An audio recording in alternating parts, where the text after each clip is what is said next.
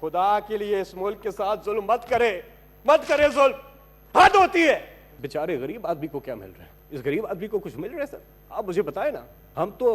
हम तो बस खेलते हैं, मीडिया खेलो, टॉक शोज खेलो।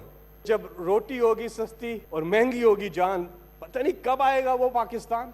कागज मिल गया? अपनी बात कागज ही है सर। ये कागज, ये बजट है, ये बजट है, ये गरीब को देगा। महंगाई इनके होते हुए नीचे नहीं, अब ऊपर ही जाएगी। अभी फिर ये पेट्रोल महंगा करने लगे हैं। अभी जब बिजली के बिल लोगों के हाथों में आएंगे उन्हें पता चलेगा। नेशनल असेंबली में वापस आने को तैयार हैं अगर एक चीज ये कर दें कि जितने इनके बैरूने मुल्क असासे हैं वो बेचें और सारा पैसा पाकिस्तान लेकर के आए। इमरान खान साहब इनके साथ बैठने को तैयार है। इमरान खान का जीना मरना पाकिस्तान में है। इनको तो खांसी भी होती है, बाहर इलाज के लिए चले जाते हैं। कहते हैं जी मुदाखलत, तो मुदाखलत का कामयाब होना साजिश नहीं तो फिर क्या है?